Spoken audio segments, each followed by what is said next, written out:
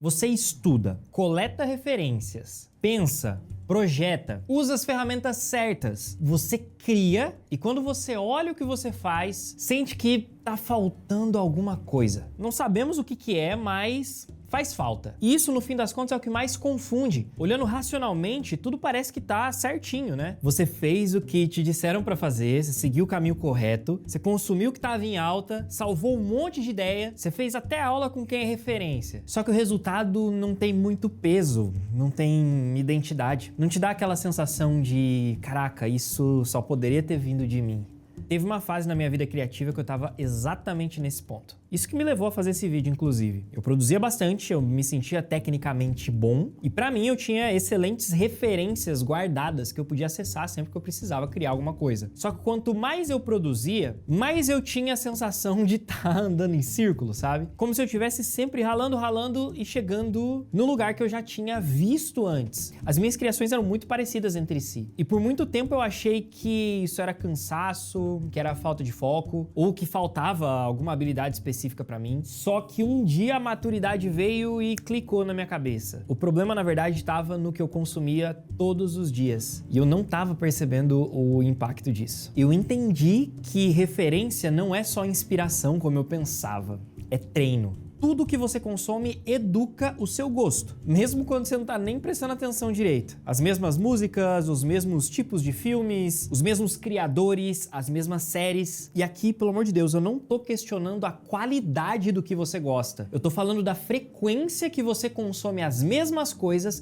dentro de uma bolha criativa. Estilos parecidos, fontes parecidas. Agora, isso se intensifica quando a gente só consome coisa rápida. Coisas que são fáceis de entender, que a gente tá acostumado, coisas que são fáceis de repetir. Sabe o que acontece? O seu olhar começa a pedir isso de volta na hora de criar. Consumir essas coisas o tempo todo não é legal. Faz mal do mesmo jeito que comer fast food todo dia. E o que acontece no fim? Você acaba replicando não por mal ou intencionalmente. Você replica porque foi isso que te treinou no fim das contas. E numa era de inteligência artificial, onde tudo tá mais fácil de criar, com ferramentas como o Nano Banana, o Kling, criando coisas cada vez mais realistas, as chances da gente criar coisas que não valem a pena, que podem ser esquecidas, são bem mais altas. É por isso que eu vejo tanta gente boa criando coisas que são esquecíveis. Foi nesse ponto aqui que eu entendi uma coisa que mudou completamente o meu jeito de consumir conteúdo e, consequentemente, mudou a forma como eu crio e até a forma que eu escolho as ferramentas que eu vou usar para criar.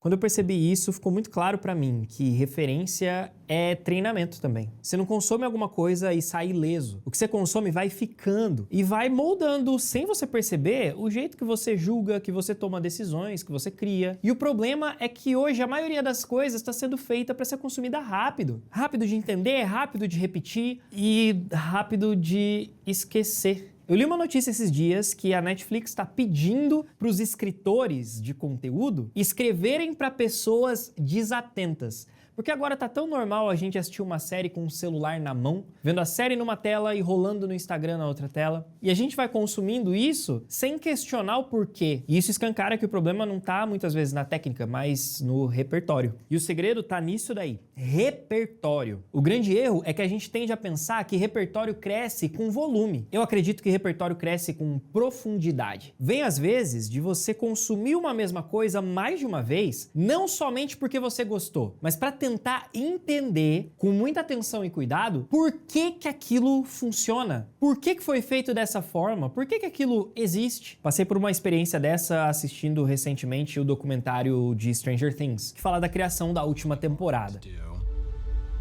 I mean, I remember more than anything just writing in series. Writing those two words having the biggest impact. Eu assisti a quinta temporada como fã, com um olhar de espectador, sem muita atenção aos detalhes, sem muito criticismo. Mas quando eu vi o documentário, todas as intenções narrativas dos criadores, da equipe envolvida, ficaram ali cristalinas pra mim. Foi muito mais fácil de entender as decisões, visualizar os porquês, os caminhos que eles descartaram, por que que não fizeram do jeito que eu achei que eles iam fazer, e deu até pra entender onde foi que surgiram os problemas que muita gente viu nessa última temporada da série. E aí, quando eu voltei pra ver um episódio, eu vi de forma diferente. Quando você assiste não por curiosidade ou só porque você quer saber o que acontece, você passa a ter mais sensibilidade assistindo, aquilo se torna outra camada de referência. Ela é muito mais rica e muito mais aproveitável na sua criação depois. Teve um momento que eu parei de salvar referência só porque eu achava bonito. E eu comecei a me perguntar coisas mais chatas e mais importantes também. O que exatamente está sendo feito aqui? Qual que era a intenção da pessoa ao colocar isso dessa forma? Se eu tirar essa estética, vai sobrar o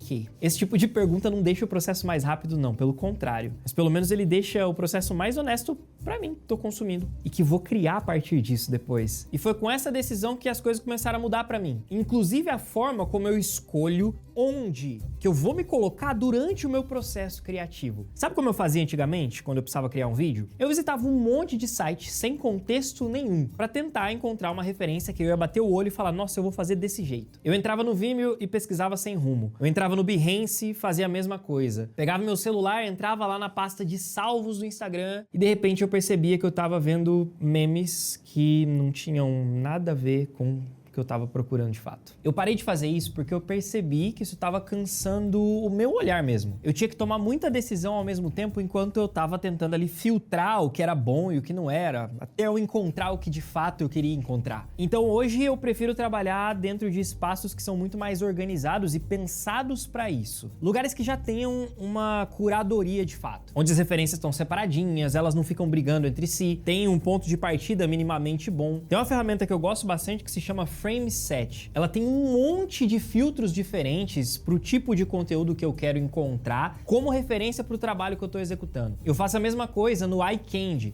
Lá é um pouquinho mais bagunçado, mas porque a proposta do site é justamente essa: provocar a nossa mente de uma forma visualmente estimulante para a gente encontrar ideias diferentes para os nossos vídeos. Um terceiro lugar que eu uso bastante é a própria Artlist, onde dá para a gente baixar os vídeos e usar nos nossos projetos, mas também dá para a gente buscar ideias, porque tudo ali foi feito por filmmakers independentes, então eu consigo entender que, aquele é um resultado alcançável com as coisas que eu tenho à minha disposição. É mais próximo do que eu consigo criar, né, da minha realidade. Eu achava que isso tudo era coisa da minha cabeça até eu ler um artigo de um estudo que foi feito com escritores. Mas basicamente, nesse estudo eles provaram que os ambientes onde a gente circula, sejam eles físicos ou digitais, como nesse caso, eles funcionam como curadores do nosso gosto pessoal. Então não só o que você consome, mas onde você consome faz diferença naquilo que você considera bom ou ruim. E aí precisa ter um ponto de virada no seu raciocínio. Quando você entra num lugar assim, você não tá procurando pela melhor ideia. Você tem que entrar procurando a melhor decisão dentro de um contexto saudável para o que você precisa criar. Principalmente quando entra IA na história. Eu parei 100% de usar a inteligência artificial para ter ideia. Eu uso IA quando a ideia já tá na minha cabeça e eu quero explorar caminhos diferentes. Ou eu quero que ela critique para eu saber se a ideia que eu tive de fato pode funcionar. Aí é onde entra, por exemplo, o AI Toolkit da Artlist, que para mim ele funciona exatamente assim. Ele amplia as possibilidades sem tentar decidir por mim. Lá dentro eu consigo gerar variações, testar direções diferentes, tentando enxergar alternativas que talvez eu nem tivesse considerado. E agora tá mais fácil de gerar por lá porque tá tudo integrado, né? Então eu consigo escolher se eu quero gerar imagem ou vídeo, posso trocar o modelo que vai gerar, as configurações dele, colocar um frame inicial, um frame final e escrever o prompt ali na mesma tela, sem precisar ficar mudando de um lugar para o outro. Dá até para eu comparar as gerações de múltiplos modelos diferentes, isso é bem legal. Agora também dá para gerar parte de áudio com narrações ali, todos no mesmo ambiente. E tem configurações mais avançadas que antes não estavam disponíveis. Tem prompt negativo para o que você não quer gerar, escala de orientação do prompt, você quer que ela imagine mais, imagine menos. Tem mais imagens de referência que você pode colocar, enfim. Dá para criar tudo. Só que o critério de o que criar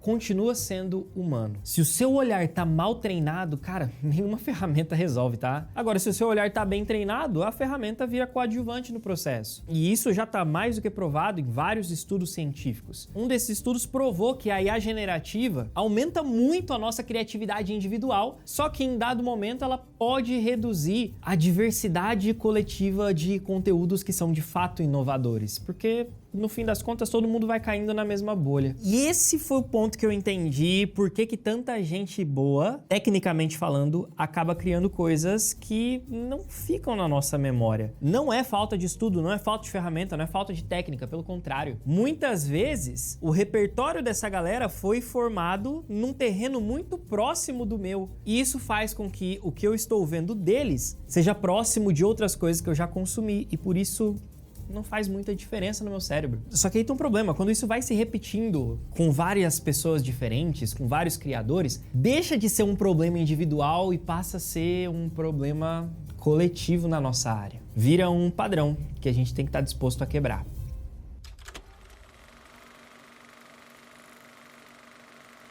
Depois de um tempo observando isso nos meus alunos, nos mentorados, eu percebi que não ia ter como tratar isso como um problema individual. Porque o que eu comecei a ver era repetição. Repetição. Uma geração inteira de criadores tecnicamente competentes que sabem exatamente onde clicar no software de edição, qual botão apertar na câmera, mas com trabalhos tecnicamente impecáveis e extremamente parecidos entre si. Não por falta de talento nem por falta de esforço, mas porque estava todo mundo se alimentando das mesmas fontes o tempo inteiro. Do mesmo jeito, com a mesma pressa e com o mesmo objetivo de fazer rápido e postar rápido. No fim das contas, a repetição foi normalizada, né? E chamaram de tendência. E quando isso acontece e a gente segue as tendências cegamente, o nosso olhar deixa de ser autoral e passa a ser reativo. A gente não cria a partir de uma intenção. Você começa a responder ao que você já viu funcionar com outras pessoas. E isso gera uma limitação absurda no que você está fazendo. E sabe qual que é o problema? Isso não aparece no primeiro projeto que você faz, nem no segundo. Ele aparece quando depois de um tempo,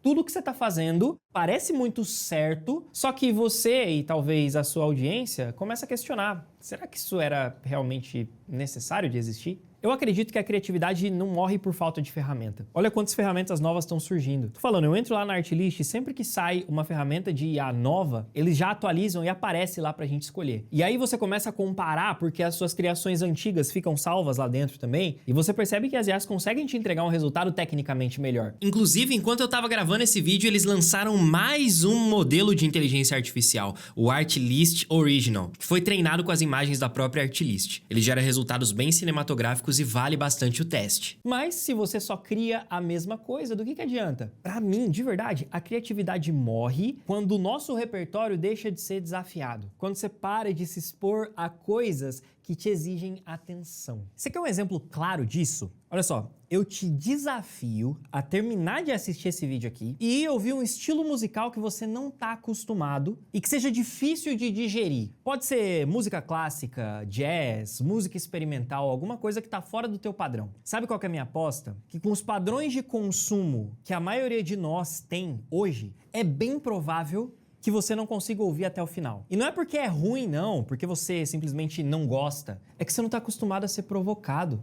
Os algoritmos já te entenderam tão bem que eles te mostram as coisas que você já quer ver. A gente perdeu o costume de ter que prestar muita atenção e de ter vontade para entender aquilo ali. É por isso que eu acredito que o futuro da criação não passa somente por fazer mais enquanto criador. A gente tem que passar a decidir melhor, decidir o que consumir, em quais ambientes a gente deve se colocar, quais pessoas, quais lugares moldam a nossa visão e, consequentemente, o nosso olhar, as decisões de como criar. Eu vi todas essas coisas na prática quando a gente gravou o curso Maker. Nesse curso a gente convidou o Vitor Souza para ensinar o processo dele de criação de vídeos de produto. E ele trabalha com as referências de uma forma muito interessante. Ele olha para o que ele chama de mood das referências, que é meio que a intenção, o contexto delas, muito mais do que apenas o visual, a estética, né? É um jeito muito diferente de consumir o que está à disposição de todo mundo, mas é isso que para mim é formação real de um olhar criativo. Ah, e esse curso, inclusive, está disponível na assinatura Premium da Brainstorm Academy, que se você assinar, pode fazer parte da nossa comunidade e trocar mais experiências, como essa que a gente está trocando aqui, junto com milhares de outros criadores como você. Se quiser saber mais, está tudo na descrição. Então agora não é hora de buscar mais referências, é hora de aprofundar o seu olhar naquilo que você já tem acesso hoje, prestando atenção no que você consome em todos os meios e mídias. Só isso que vai te permitir criar com mais autoralidade. Você precisa consumir de uma maneira diferente e isso não é uma decisão pontual, não, é uma prática que você precisa permanecer. E se você quiser entender como que o ano de 2026 vai ser para nós criadores de conteúdo, principalmente levando em conta essas tendências e repetições que a gente vê acontecendo, clica no vídeo que está aparecendo aí na tela, porque ele vai te ajudar muito a ter clareza com relação a esse assunto. Espero que você tenha gostado de mais um conteúdo aqui na Brainstorm Academy. Meu nome é Matheus Ferreira e a gente se vê no próximo vídeo. Até lá, tchau!